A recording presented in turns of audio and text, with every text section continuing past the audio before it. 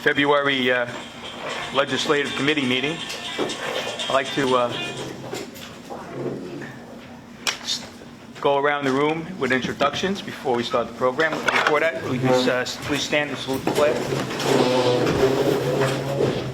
Pledge allegiance to the flag of the United States of America and to the republic for which it stands, one nation, under God, indivisible, with liberty and justice for all.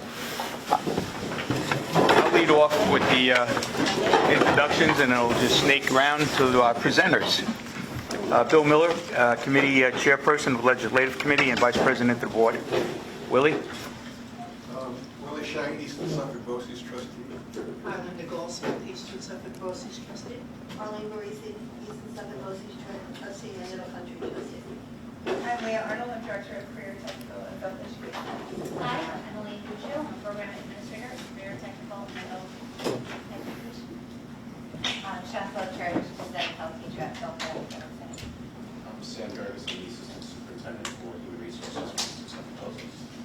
Kathy Dowie, Executive Assistant to the Superintendent's Office. Good evening, I'm Gina Riley, I'm the Director of Special Ed here at Eastern Suffolk BOCES. Heather Taglia, Public Relations Specialist in the Communications Department. Chris Carlos, I work for Eastern Suffolk BOCES, and I'm here for my STBL internship.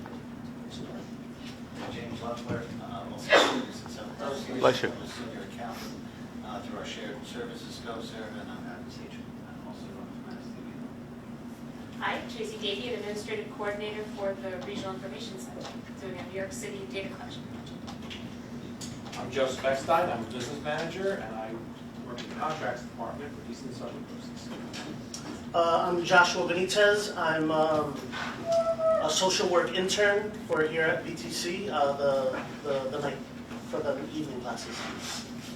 Good evening, Stephen Davis, Assistant Principal at Sequoia High School. Hi, Vinny Iorio, Assistant Principal at Sequoia High School. Jill Hemlon, the food prep teacher at the Ward Technical Center. And responsible for the delicious cookies tonight. Thank you. We got three. Yeah. So we're doing introductions. Joe, you want to go? We skipped over you. Go ahead. Hi, my name is Joseph Baez. I'm a former animal science student. I'm Lisa Mantiello, Animal Science teacher here at BTC. Mr. Beck. Jim Beck, President of the Beast. We represent the teachers, paras, social workers, etc. And I'm a special ed teacher at Sequoia School. Oh, Paul. Paul Winter, I do instructional technology for all of special education. And I'm David Wicks, District Superintendent for Eastern Suffolk BOCES. And Julie Lutz, Chief Operating Officer. Okay. We're going to need a motion on the floor to accept the minute meetings of January 9th. So moved. Second. Second. All in favor? Aye. Okay. Now I'd like to turn the program over to Dr. Lutz. So we have a number of different things on the agenda. Usually we just have a speaker, but since this is the Tuesday after the Longwood breakfast, so every year there is a legislative breakfast at Longwood. Some of the folks who are in the room had the opportunity to attend that, so we thought we would take some time for those folks who were there just to share out what their impressions were, debrief a little bit on it. For those people who have never been, were not there, it is an opportunity for really upwards of 300 folks from the educational community, school leaders, board members, parent leaders, students to get together and hear information about the funding and the results of public education, both at a state level and at a local level, and then ask questions of elected officials. So there was a panel of, 10 or 12 elected officials there to respond to those questions. So I'll open it up to folks who were there to share your thoughts, observations. Well, I'll open it up. I thought Senator Flanagan was, as a senior senator, and with Mr. Laval leaving, Mr. Flanagan looked like the old Mr. Flanagan. And he was very, on a lot of issues, he was very boisterous, and he set his own way of telling the general public of what his thoughts were. And if you've known him from before, I think, he was quiet over the last few years, but now he's back to normal. He was very good. Meaning in the, what did you say? What? Of course. I do believe he was always supportive. Well, it's everybody's opinion, and that's, yeah. I was going to say, not Yeah. of every district, perhaps. Of but- course, but My thoughts are that I think that maybe we could do a little educating of our elected officials. They seem to think that CTE precludes going to college, or those people who go to CTE are, actually one legislator actually said not college material. I was like, whoa, so actually I sent him an email and I said, whoa, you don't know that 92% of CTE graduates statewide go to college? So I think that they need to know that CTE is basically a prerequisite to going to college, just like AP classes are in high school. It's just a little bit more of a squiggle. And I think that if they know that and they can then voice that in the legislature or the assembly or whatever, then maybe funding will be a little bit more forthcoming for CTE. But I'm not saying that the morning was negative. It absolutely was not. It was a positive morning. Most of the legislators were very they were very supportive of what we do educationally, and they do realize the challenges that are going on now. They do realize it. Not to say that they're going to get a whole lot more money for us, but they do realize that the challenges are as we had talked about in our last the breakfast that we had a few weeks ago. That just because your school population is going down, it doesn't mean that you can just say, oh, well, goody, we can just, cut our budget, because the students that are coming in now are somewhat needier, I guess would be the word. So anyway, that was my take on that. Sam? Usually at this breakfast, there's a lot of discussion of money, more money, funding, formulas, inequity, etc. And that's what Chuck talked about in the beginning with the quote-unquote the shell game.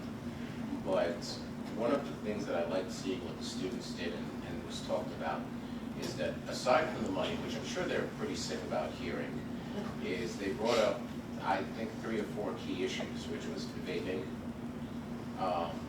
Obviously the hot button topic was the bail reform law, which Flanagan, really dominated that conversation.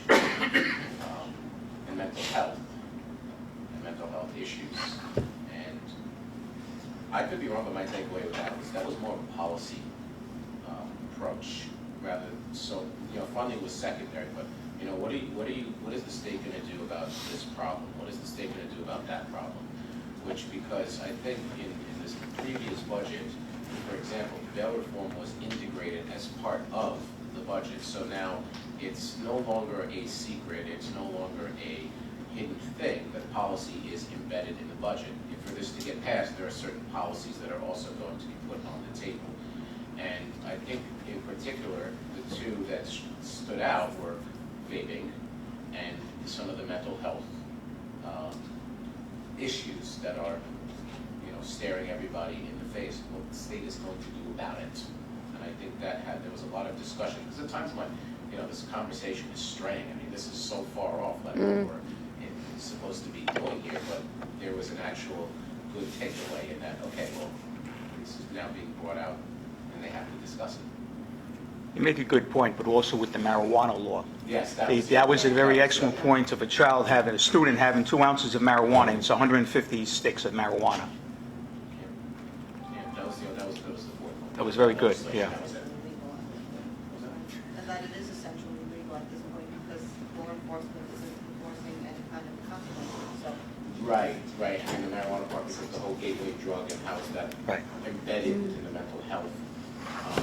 And I'm sure when they impose taxation on it, the school districts are not going to receive any taxation on it, any of that money from the taxation. So for those of you who are not there and don't pay attention to state politics, there is a really good chance that they will legalize marijuana this year, because the answer or the reason for that would be they see it as income for the state. What about the prostitution piece? Is that what's So the question is, what about the prostitution piece? We had a speaker here a couple of months ago, Phil Boyle, who was talking about just possible things that would come up this year, and one of the things that possibly would come up was the legalization of prostitution, which also is like, so we as educators, we think about that and we think, like, that's crazy. Who would do that? But for every single one of these laws and all of these policy issues, there are two sides to it, and, just like the legalization. And so the legalization of marijuana is less about making money and more about the fact that because it is now a criminal offense, there are a higher percentage of people of low income and people of color who are being prosecuted and criminalized for having marijuana. So that's, every single one of these things has two sides, and the same with prostitution.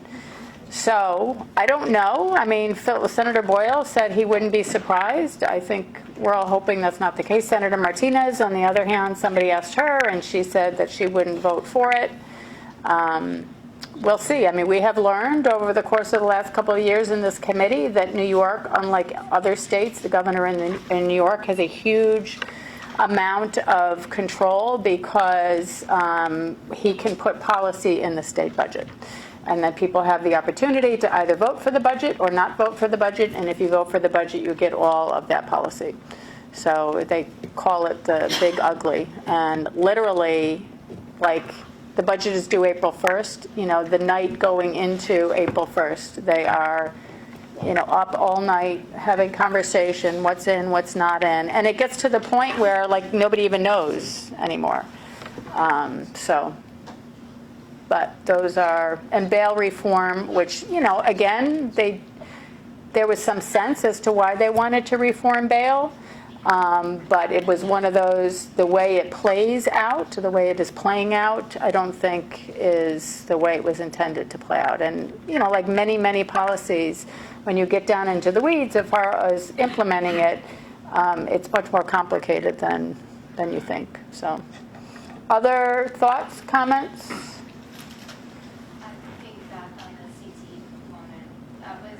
Not a theme we've heard so much in the last few years. We've had some very strong legislators speak up and combat statements like that, and I wish I had seen more of that this year.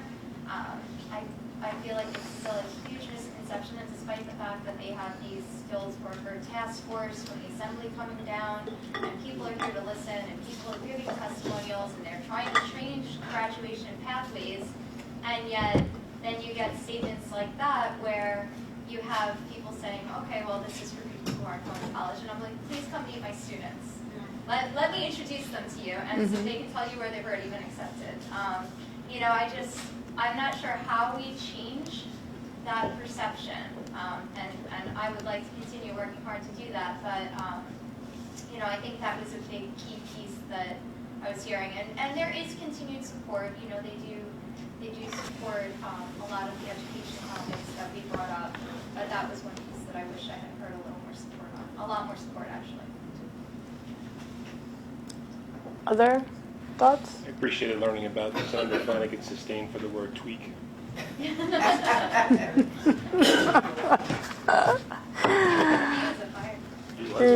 Right. So. Yeah, no, he was very passionate. Yeah. Nobody else? Good. So some of us will have an opportunity to correct some of their misperceptions about CTE because we have a lobby day in Albany coming up in about a month, I think. 26. The end of February, and we're taking some students up with us, which is always a wonderful opportunity to let them tell their stories directly to elected officials in Albany. So, all right, so we're going to move on to the next agenda item. Dave and I, we're going to talk to you about the New York State Ed Educator Diversity Report. I'm going to let Dave introduce why this report was done, and then we'll jump into the report. No idea. Yeah. So, talking about the state legislature and some of the things that they are they have influence over. Much to their credit, in my opinion, they, about a year ago, part of their legislative session was to direct the state education department to do a study on New York State educator diversity. Not only just the pure data about the diversity that exists or doesn't exist within the educator, the current educators within New York State, but also to compare that to the diversity of the student population and a little bit of the student achievement data and how they all mix together. So not only the data, but some of the, what you'll see, it probably won't surprise most of you who are involved in any of this work, but some of the hurdles that cause some of the data that you're going to see. And then finally, to wrap up with some recommendations to maybe help alleviate that issue. So part of what we're going to present comes from the State Education Department and what was presented to the Board of Regents directly from their report. We're also going to mix in a lot of what we're doing here at Eastern Suffolk BOCES that we feel is aligned with their recommendations. So this is a little bit of the why. And this is very important to I know me, and Julie and I, and anyone else who's part of this work. A diverse teacher workforce benefits all students, and I wish I would have capitalized all to emphasize it. So many folks, when they first start thinking about this issue, myself included, you hear the term, our teaching workforce needs to match our student population. And that's a good thing to happen if that were the case. But it's not the only reason to think about this, because even if you're in a district that's not very diverse, a diverse teaching and educator workforce benefits all students.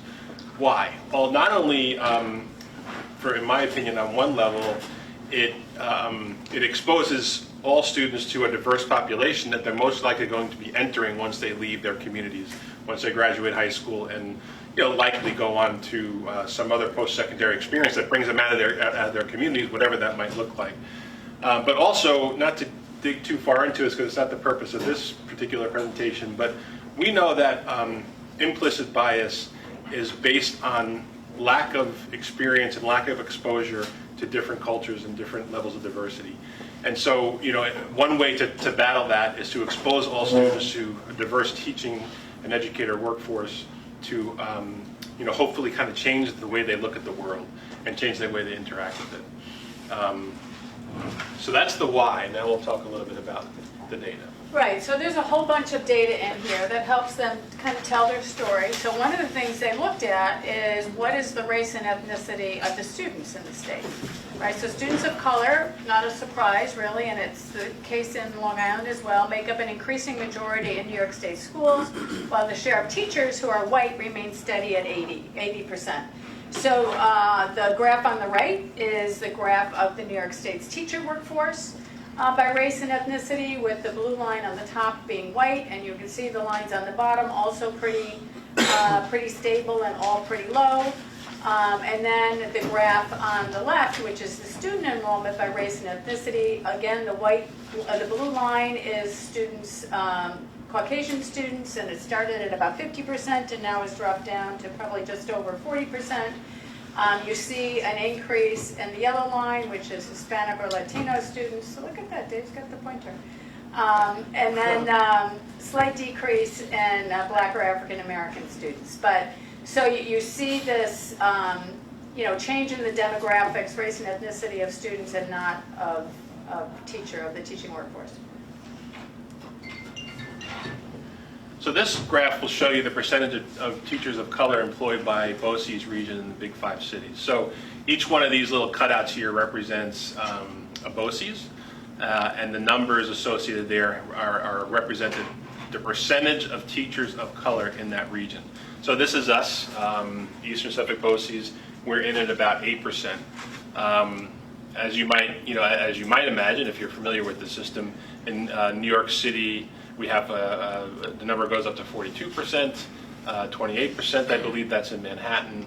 But you have some areas of the state up here where we're at 1, 0, 2, 1, and you notice where the numbers rise, which is Buffalo, which is at 14, Rochester at 22, Syracuse at 10, And even in the Albany area, which is part of the Big Five, you still have a lower percentage. So that kind of breaks it out by region, breaking up that state data that we just saw in the last graph. And then this graph shows trends from 2011 to 2017, so a couple years old at this point, but you do have some trends there of color by regions district. So you can see down there that on Long Island, the 10th district. So you can see across the state, either over those time periods, you either see a growth in teachers of color or a decline. Overall, statewide, there's growth, and that's really just because of where the growth is occurring. Happens to be where there is, a lot of enrollment and a lot of need for teachers. But in most places across the state, and maybe not, it's, by number, it's not more, but certainly in most places across the state, you're seeing a decline in teachers of color. And again, from the graph we looked at a couple slides ago, in spite of the fact that our students of color across the state are increasing. I believe if you take Long Island data and kind of break it out by demographics, the growth that we see is with our Hispanic or Latinx teachers, not necessarily with any other groups of teachers of color. So this is our educator pipeline by percentage, important to note that. So this is our student enrollment, current student enrollment, or how current is this? This is as of July 1st, 2019. So we're looking at student enrollment about 44% white, 27% Hispanic or Latinx, 17% Black or African American, and then 9% Asian, 2% multiracial, and 1% American Indian or Native, Alaska Native. I'll go to the right-hand side first. These are our in-service teachers.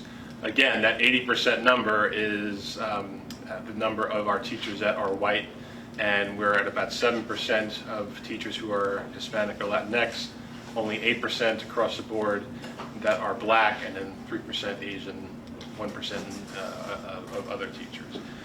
So a great disparity there. This, on its surface, I think looks a little promising because this shows us that the pipeline, if you will, Ed Prep program enrollees are 56% white, 16% Latinx, and 10% Black, but a total of 44% non-white people of color. So the implication there is that this group of people hopefully will slowly enter the workforce, and then this piece of the blue pie here will start to even out. Could you explain that middle one again? Yep. What is it? So these are current college students, either or undergraduate or graduate, that are trained to be teachers. Okay. So pre-service teachers, we can refer to them as. No data here or no real explanation as to how many of these statistically these folks will make it to the in-service. But the hope there is that there are some that will. So that would be good news, but if we look overall at the enrollment in New York's teacher preparation program since 2009, so in 2009-10, there were over 79,000 students in those programs training to be teachers, and 2016-17, 37,000. So a 53% decline in the number of people in this state who are training to be teachers. And as Dave alluded to a couple of minutes ago, those are folks in teacher preparation programs. It's not taking a look at who is actually successful and jumping through all of the hoops and all of the requirements that are now required to be a teacher in New York State. And just a bit of a shout out to NYSET here. Most of the data and a lot of the information that we have in this presentation comes on behalf of SED, but NYSET has a Take a Look at Teaching initiative that they're almost completed with, or at least the initial stage of it. And that's what they're looking to battle, not just the overall number of people that are entering the teaching profession, but especially the diversity within that group. So they've done some great work with that. Gender diversity, only around 25% of New York teachers are male, but within that, especially relative to some of the folks in this room, more than 75% of CTE teachers are male, 45% of phys ed teachers are male, and 1/3 of social studies teachers. What I take away from this is that, 57% of our male teachers are in these specific subject areas. Social studies, special ed, physical education, science, math, ELA, and music. All the other areas, which include elementary, only 43% of our male teachers are in those other areas.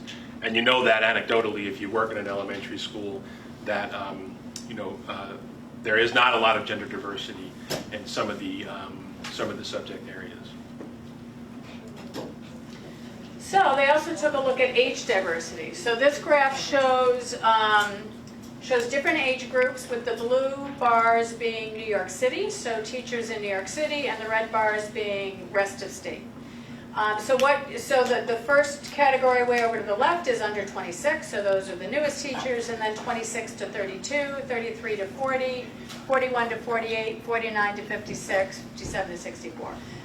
So if you look at that overall, really what it tells us is that the teachers in New York City are younger, earlier in their career, and teachers in the rest of the state are, primarily 41 to 48-year-olds is really the tallest or the highest bar up there. 49 to 56-year-olds, many in the rest of the state. So it's telling us that, we can expect that outside of New York City, there's going to be teachers that are retiring in the next 5, 10 years, whereas in New York City, either folks who are going to stay around longer and finish their career there, or what we often see, especially in New York City, is folks who start in New York City and then go elsewhere. They come back out to Long Island. But interesting that there's some age diversity as far as where teachers fall in New York City, which really employs the majority of teachers in the state because of the number of students that are educated in New York City schools. So SED also identified in their report some hurdles along the pathway. And we'll go over each one of these in a little more detail, but the 4 areas are P-12 educational disparities, the high cost of education compared to the low return on investment, the need for flexible and supportive pathways, and the need for community support. So the first of those hurdles, P-12, so that means that's what we do, right? We educate students between preschool and 12th grade. There are educational disparities that have been, data has shown that and research has shown that. There's lower high school graduation rates for students of color. Many of those students of color would say they're feeling underprepared for college level coursework, and when you take a look at their success post high school, that the data would show that they are less prepared for college level coursework. There's also negative perceptions of school. So a lot of these students, for a whole variety of reasons that we won't get into, may have experienced discriminatory disciplinary practices. So school was not a successful place for many of them. And if you spent 12, 13 years of your life someplace where you feel like you weren't being successful, it is less likely that you're going to choose to train for a career that's going to put you back there, right? Also, absence of teachers from similar backgrounds. And this goes back to what Dave talked about at the beginning, which is why is it important to have teachers from diverse backgrounds in school. Some of it is so that they're not only all students, but certainly students who come from diverse backgrounds can see other folks, can see role models that chose that as a career and were successful with that as a career. It's a good, a good model for them to follow. And this slide is very important to us because it shows that it's not just about what do you do to attract more teachers of color to an organization. It's about the fact that we're never going to increase the pipeline until we change the experience that a lot of our kids are having in school before they even consider what they're going to do for the rest of their lives. It's about culturally responsive teaching as far as I'm concerned. The higher cost of education, lower return on investment, high college costs, so it's not cheap to go to school anymore, to go to college and to do what you need to do to become a certified teacher. Increased likelihood of higher college debt owing more over time for students of color. I don't know what the statistics are here, but what we're implying here is that students of color come out of school with more debt. And there's probably a list of reasons that both surface level and historical that go along with that. And then lower, and this probably is really affects the overall popularity or lack of the teaching profession at this point. Lower, slower growing salaries for teachers that are teaching in other professions. We've seen this all along in areas like math, like CTE, like technology education, any sort of computer education, because to go through the process of becoming certified to teach, you're gaining experience in an area where you can make a lot more money in the private sector, and that's always been an issue with certain certain fields, but it's becoming more and more of a general problem. Especially, let's look outside of New York State. Look what's been happening in the western states and the Midwest states, where you hear these reports of teacher strikes and teachers having to work 2 or 3 jobs just to make ends meet. People hear that, and whether it's relevant or not here in this state, people hear that, and it certainly doesn't do well for marketing as far as the profession is concerned. So some of the things that the report talked about is in order to change the diversity of teachers in our schools, we need to develop flexible and supportive pathways. So one of the things they found is there's been limited intentional efforts to recruit young people into teaching. We talked a little bit about why that is. If you haven't had a good experience in school, it's not likely to be your first choice for something you want to do, when you're a grown-up. Too few programs provide the supports that candidates need. A program design that enables candidates to earn a salary or receive a stipend while pursuing certification. For those of you who've been through teacher training programs, they're pretty intensive, right? And then you need to do full-time student teaching, and it makes it really difficult to get all of those things accomplished and also be earning money to pay for bills that you may have. Tutoring, learning communities, and other supports to help with college coursework and ensure candidates pass certification exams prior to program completion. So those are also things that are needed. It is much more likely that folks from diverse backgrounds need those kinds of supports to level the playing field and to remove the barriers that they face in order to have the same kind of access that that white folks have. And then a real concrete thing, assistance with transportation and childcare. One of the things, I know that there was conversation at the district superintendent's meeting and at the Board of Regents meeting, in this conversation about how do we get more people from diverse backgrounds into the teaching field. And these are really concrete things that deans of schools of education said, our students can't do that. Our students can't pay $100 for all of the multiple certifications we need.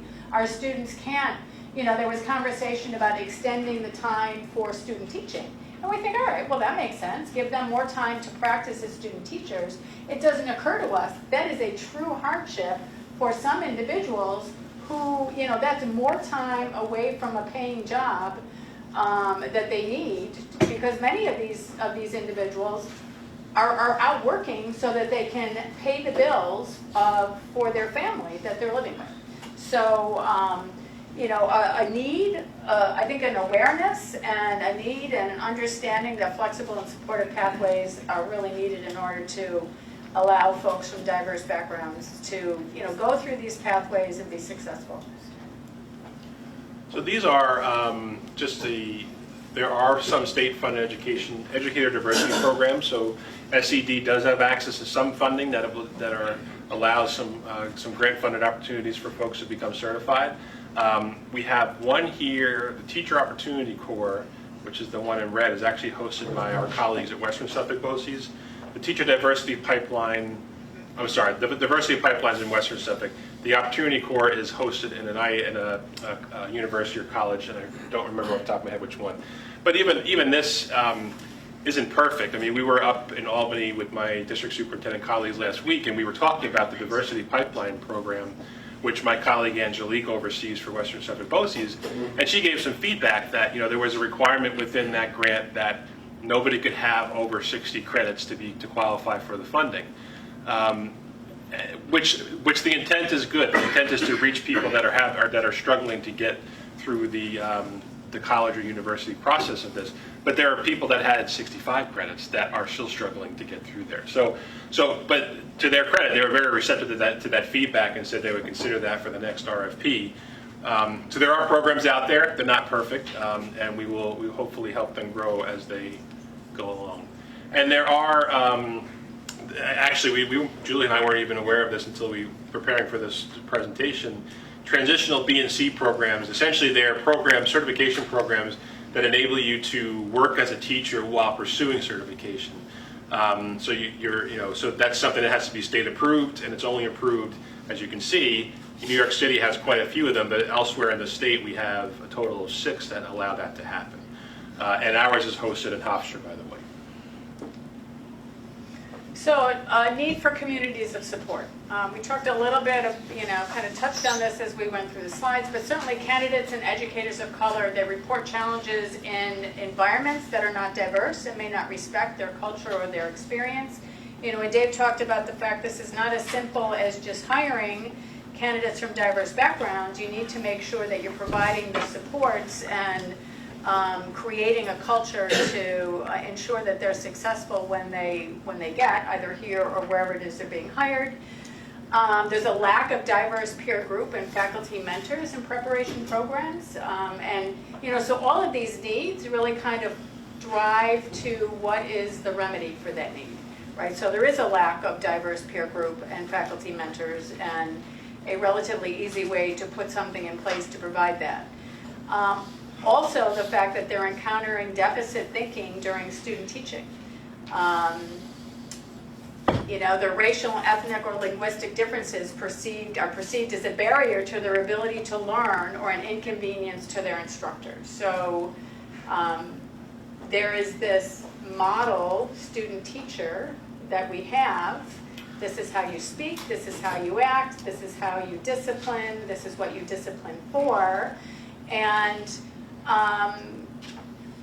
and if a student comes out and doesn't think or act or discipline in the same way because they have cultural differences, it doesn't fit in many teacher preparation programs, and yet it would fit in many communities that were educating students from similar backgrounds.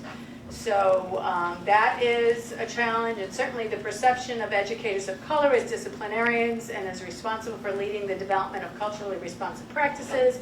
That's where folks go out and they get hired, and the expectation is, of the Latinx educator, listen, like, we're going to let you run the club for Latinx students, or we're going to send the Latinx students to you because we know you're going to understand like where they're coming from and how to speak to them. And just understanding those things, and this is really tip of the iceberg as far as the challenges that teachers of color face when they go out into communities where they are, or into schools where they are one of a very small number of individuals who look like them. So current efforts and recommendations. So these are the 6 areas that the report recommends. Discussing educator diversity with stakeholders and set an intention to address it. Build to partner pathways in your region. Establish supports to enable candidates to clear the hurdles. Take an informed look at district recruitment and hiring practices. Induct, develop, retain, and promote effective educators of color. Ensure transparency, accountability, and research. So when Julie and I saw these things, if you're involved with this work, you know that it is extremely difficult. It's a very heavy lift. You have to get people to change the way they've thought about things, not just the way they work, but the way they live their lives. And so progress is slow.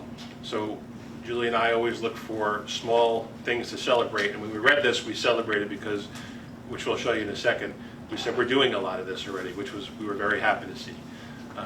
So we're going to give you examples of all. Right. So instead of talking about what could happen at a state level, we decided to take those areas and talk about what it was that we were doing here in Eastern Suffolk BOCES in this region that address those things.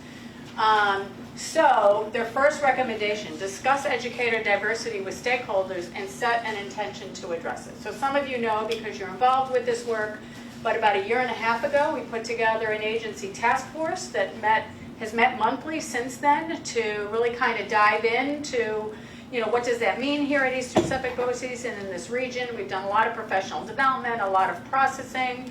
We developed a work plan as to how to move forward with this work. The 10 items there are the main areas of that work plan, and the 3 areas that are highlighted in blue and underlined are the areas that we decided should be a focus this year. The first one is develop awareness around diversity and inclusivity issues within the agency and throughout the region. That's part of the reason we're talking about it here. Very often policy comes out of things like state reports and data, so it made sense to bring that state report to, the legislative committee. And I think also makes sense to, report out to this, community legislative committee what's actually happening in this region. The second area of development includes student voices and the opportunity to bring the conversation to students. So this, we committed to making a focus this year. One of the things that we're doing next week with our task force is we committed to them that we would bring a panel of students to come and talk about what is it like to be a student in Eastern Suffolk BOCES. So we have some students that administrators have tapped to come and do that, and we have some questions that we put together and have shared with those students, or going to share with those students, so that they can tell us what it's like to be them and to be in our, in our 4 walls across our area here. And we would love to have graduates, Joe, so if you're interested in coming and being part of that panel, I'm going to talk to you later. She's going to talk to you later no matter what. Right, I'm going to talk to you later. And the third area that we are going to focus on this year, and have been focusing on, is to eliminate implicit bias in the hiring practices. And we've created a training video, which we have time. We'll show you that training video so you can see what that looks like. The last one. Look how big you made that. Did you make it that big? I think Kathy made it that big. So, is to make this a standing agenda item on all internal and external leadership meetings we have. So every meeting that Dave and I have, internal or external, this is on the agenda. And we are talking about it, showing videos, talking about the work we're doing, inviting people to engage with us in this process. So it is always right there, front and center. And just on that note, the first couple of times we did that, we referred to what we received as respectful silence from the groups that we were speaking to. Crickets. But one of the small things that we celebrate is that slowly but surely you go back to those same groups, and the discussion, you get 1 or 2 people join in next time, 3 or 4 people the one time after that. So it's still a lot of work to do, but this helps, regardless of how uncomfortable it is to sit there and be the only one speaking about something. When you keep coming back with it, you realize that people do want to talk about it. They just need to be given that permission. Partner to build pathways in your region. So we're excited about this. This is something that's happening currently in the planning stages. The first one is with CUNY. Without getting too far into it, because of something that I'm involved with at a state level, one of our representatives from the New York State Council of School Superintendents happened to be meeting with CUNY about Teacher Diversity Pipeline. Really, and the part that made him think of us here in Eastern Suffolk BOCES was how, I think the vast majority of CUNY school students go right into the New York State Department of Education. The vast majority of the students are from New York City and went through the Department of Education, so it makes sense that that's what they would go to. So CUNY is making a very concerted effort to at least let their students know what else is out there for them. So we are in the process of planning a date in April where we're hoping we get several, a few dozen current CUNY teacher preparation students to come and visit 2 Long Island schools. One on the East End, one a little bit more in the middle of the county, or middle of the island.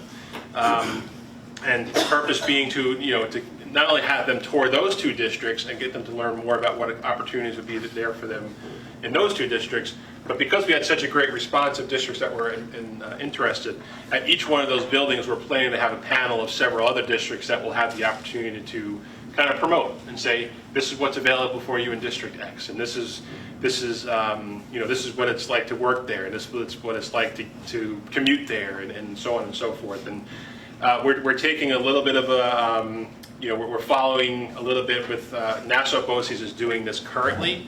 So we're going to hopefully learn from their successes and mistakes with that, but we're looking forward to that. And this is something that I'm also kind of planning. So I mentioned NICET's Take a Look at Teaching initiative. The purpose of that initiative was to get current practitioners and potential future teachers in the same room to talk about why is teaching still a viable option, a great option for students to enter into, and then talk a little bit about what barriers, what stops us from getting more kids to go into teaching. So I'm working with NICET at a very basic, low level right now to say, okay, that was a great conversation between practitioners and students, but we also need to get superintendents and educational leaders in the same room as the IHEs, the Institutes of Higher Education that have these teacher prep programs, to say, what can we do to support those efforts, not only in the district, but to have the IHEs be able to say, this is why you want to come to my program. So we will hopefully have that up and running within the next few months. I'm very excited to work with them on that. So the third area, establish supports to enable candidates to clear the hurdles. So a couple of things that we are doing here. We have an Eastern Suffolk BOCES Diversity Job Fair. We've had one. We had one years ago, and then we stopped for a while when nobody was really hiring, and we just started it back up a number of years ago, but we're doing it a little bit differently. One of the things we do is we bring candidates in a couple of weeks before. We help them go through their resume, give them ideas about how it is their resume can be improved. We do some interview prep with them. So, and that is an example of helping to provide additional supports to help, level the playing field, right? Because there are folks who can go out there and pay somebody to help them do their resume, and then there are folks that can't. So we're doing that so that when they get to the job fair, that they actually have had some preparation and, can be prepared for that. So in that job fair is April 18th. Last year, and we do things like make sure that the job fair is happening someplace that's close to a train. So for those folks who need to use public transportation, it's an easy place for them to get to. And that's coordinated through the Human Resources Department, but we open it to the region. So it is a regional job fair. Districts can jump on board, and we've had many districts want to do that this year. And we do all of the coordination of scheduling times for the folks who come to meet with district representatives. So take an informed look at district recruitment and hiring practices. So there's two things we'd like to point out here. The first is, something that's becoming more and more, you see more and more, is the hiring of a professional within an organization that is responsible for diversity, equity, and inclusivity efforts across the organization. We've begun that process here. We do plan on posting it before the end of this school year to try to find somebody that would really be charged with overseeing this work across the district. Across the organization. So that it's not someone to align all that work and help and support where it's needed, because it really does. It envelops every single part of what we do, and it should. And so to make sure that we're all doing it right, especially in an organization as large as we are, we feel that a position such as this could help. I actually just tweeted something today. SUNY Stony Brook just hired a similar position. So it is something we see more and more. And then, as Julie mentioned before, I don't think we have time to see it tonight, but we created, BOCES created an implicit bias training video. Kind of borrowed the idea from colleagues of ours up in the capital region of New York, a school district there. But the purpose of that, it's about 8 minutes long, and every hiring committee in the agency sees it before they start the process. And it talks about implicit bias and what it means specific to the hiring process. Not that it's going to erase bias amongst that hiring committee just by watching it, but it at least makes you aware and raises your awareness to it, so you can bring it a little bit more to your conscious mind, and hopefully not allow it to affect your decision making as much. In the fifth area, induct, develop, retain, and promote effective educators of color. So several years ago, we developed an induction program for all of our teachers and a separate one for our administrators. It's a 3-year program. And we now roll diversity, equity, and inclusivity training into the induction program. So we're getting people, when they start their career here, and helping them to understand not only the agency's commitment to it, but what it means for them in a classroom. And really just ongoing DEI training for staff. I will say it is a challenge. We have 2,400 full-time employees. We offer all sorts of training, but to get people, kind of consistently and routinely all getting the same training is a challenge. So we're trying to figure out how we can roll it out and turnkey it. That is our Board of Education over there on the right. We have had 2 Board of Ed retreats this year, and they were all solely focused on diversity and inclusivity. Those are your equity champions. We were crowned that night. Ensure transparency, accountability, and research. So in this realm, Jill, actually I'm going to let you speak about the EEOC employment data. All right, so every year we are required, as probably most public education institutes are, to report what the percentage of racially and ethnically diverse staff that we have. So it's part of our strategic plan. It has been for many years, and I'll tell you honestly, from 07-08 to 17-18, in that 10-year time frame, we moved that needle of percentage of employees across all of our titles 2 percentage points, which is unacceptable. So we did a lot of talking about this and not a lot of acting and not a lot of really doing something about it. So in the last 1.5, 2 years since we've been starting this work, we've seen I'm going to say I don't know if it's significant or not, but between last year and this year, we've moved at 1 percentage point. So 5 times more than we have done in the prior 10 years. And actually, if you look at the last 3 years, you can really see every year an increase. Still, we don't look anything like the communities that we serve, which is our goal. But it's encouraging to see that the numbers have changed. And those are numbers really across all titles. It's not that we have one particular title, where there's more racially and ethnically diverse staff and other areas where there's not. So we look at all of those things. We pointed out the work plan that the task force put together over the course of last year.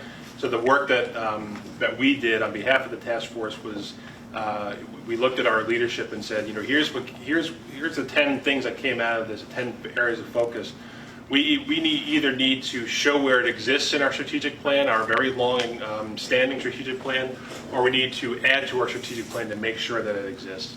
And so that work is happening as we speak. The strategic plan drives this agency. So it's no small task, and it says quite a bit that the intent was to work this work plan, which is a standalone item that came out of a task force, into the driving force of the entire agency. And then also speaking of the strategic plan has these agency mission, the organization, and the agency beliefs. All those things are run through every year through our strategic planning work group, which is a group of internal and external stakeholders. And we asked them this year to look at those and say, do these represent our beliefs about diversity, equity, and inclusivity? And if not, what do we need to do to reflect that? And so that group very seriously took all these things apart, and where it didn't exist, again, these are the outward-facing statements and beliefs that show who we are, and we believe that now represents our dedication to this work. So that's it. Happy to answer any questions people might have. Joe? So a lot of the presentation was supply side, especially on one slide, showed a decrease in the number of students in teacher preparatory programs. And I'm wondering, you have statistics on the demand side. Are districts feeling that there's a shortage of high quality teachers coming out of schools is there any statistics on what percentage of students who come out with a teaching degree still can't find a job? Yeah, there is just a shortage. I'm not even going to say high quality. There is a shortage. There is extreme teacher shortage upstate, extreme. Down on Long Island, teacher shortage is extreme in certain subject areas, but upstate really across the board. And there's reasons for that. But There are some regions that can't fill an elementary classroom position, not because if they get anybody, they just won't put them in front of kids. So those stats aren't being driven by a lack on the demand side? It's no, something else? yeah. What do you mean by they won't put it in front of the kids? They just don't feel they're a quality. Yeah. But a lot of them just don't get any applications because they're where they are. There's just not enough people that are close enough around there that are certified to do the work. Emily? Has there been much movement in the conversation of including DEI topics in required coursework for teacher and administrative preparation programs? If you read this full report, this report does get into that. And it does. A lot of the recommendations are aimed at IAGs. We kind of focused on what we're doing here. So my hope is, and this was very well received by the regents and SED leadership, my hope is once they have a permanent commissioner hired, that'll be part of the search process, that's a priority. And two, that they'll take that seriously and continue the work.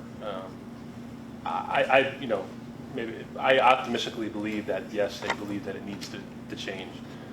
But that's a heavy lift too, getting it into IAGs and getting those programs to change. Even on Long Island, excuse me, even on the east side of Long Island, there are some districts that pay substantially more than others. I know one district where I could take two people with the same education, same number of credits over a master's, same length of teaching, and one teacher's making $35,000 a year more.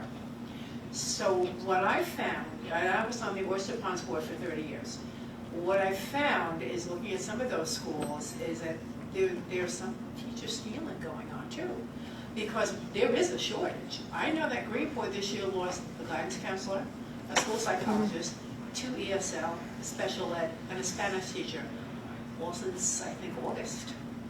And it's been 2 months and the Spanish teacher has still not been found. Maybe it's been found. I think maybe they have one that's scheduled to start in March. Some of them have gone to other districts on the North and South Forks that are paying more. And I also have found in my 30 years that a teacher in a classroom, an effective teacher, once they're there for 5 or 6 years, they tend to look toward administration. And we've lost a couple of our good teachers. Even in Oyster Ponds, 2 of our teachers became administrators. And we only have, 14 teachers, so that's a big percentage. 2 became administrators. One we were able to hire because we needed one, and the other one left our district. So that's another issue too, because obviously administrators are somewhat higher paid. So, and there's a shortage. I just got really lucky. I had 2 minutes today and I was able to read my New York Times. And the advertisements in there, it seems like everybody needs a teacher. Everybody needs an administrator. And every single advertisement said, people of diverse, I can't remember how it was, are encouraged, bold letters, to apply. So I don't think this is a unique problem on Long Island, obviously from your slides. I mean, I think maybe because we have a high concentration of students from Manhattan and some of our Long Island schools. But it's not unique. So those are some of the reasons I see that there is a shortage. But even in Greenport, there's a shortage. They have a hard time finding the quality teachers that they want for the content areas. So. Other questions, comments? Yes. When you're dealing with the teacher shortage here on the eastern end, that place out there, but there's a big problem too with teachers, because first of all, there's nowhere to live. Yeah. If you find somewhere, it's very expensive. Second, candidate that's diverse has no social life. So you're getting somebody who would come to say, yes, first. I'd like to know what I'm over on the other side of the age category, so I have trouble thinking of something. You're pretty social, John. On some weekends. Yeah. So you know what? But you know what? Those are very real issues. Listen, upstate, some of those small communities upstate have a hard time recruiting new young teachers because same thing. There is no community for them. You know, so. I mean, those are real issues, and those are issues, honestly, that districts and BOCES can work on, right? To say, listen, we need to form a community of support, whether it be an affinity group, group of folks that are, culturally similar, or even just like, how do we go about creating a community in this, in our district for young people, so they're going to want to come up here and work. I don't know if you know any Long Islanders who went upstate to train in teacher programs upstate. Many of them stayed there because they student teach up there and they're offered jobs up there. And although it's not coming back home, you can get a job and you can afford a home. But in the really small communities, it is a problem because there is no social life for them. But I trust that you can provide a social life on the east end of Long Island for anybody who goes out there. Try living in Oreo Point, John Lash. But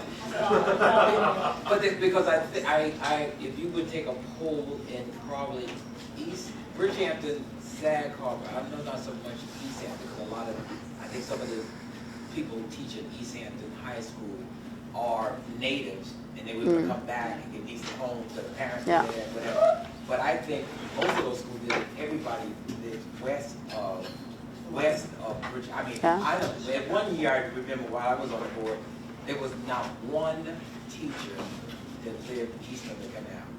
So every time they're Wading River, Patch or Medford, they were all somewhere because of the how much it would cost them to have a decent living, even though the salaries in Bridgehampton, everybody could play a little higher than most places, but they all lived west of. So of all the teachers who are involved in education, maybe involved in theater or music, if they are all leaving, going away from the district, there's nobody around to even start a cultural club for the kids or to do anything after school for the kids. So now the kids are growing up saying, I got to get out of here. So like my children, get out. I mean, people, they leave. There's nothing there to do.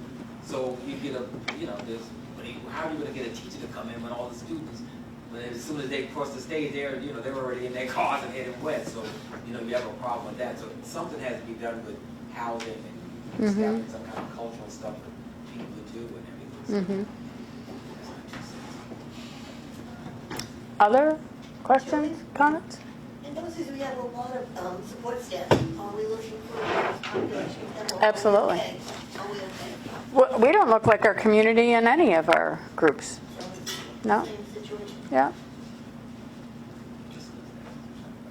So, Sam. One last thing. The recession was about 11, 12 years ago. At the time I was working at Hofstra in the advisement office, and that's when the mass accessing was going, and subsequently the teacher programs, and the word was you're going to have a really hard time finding a job if you go into a teaching program. You might be able to get into the city because there's a constant supply. There's 1.1 million students. So what you're seeing here is one of those aftershocks of that advisement. Yeah, that is a piece of it. I mean, so there were years when there was accessing and nobody was hiring. The other piece of it, as some of you in the room know quite well, is there's been a huge change in the requirements for people to be certified as teachers in this state.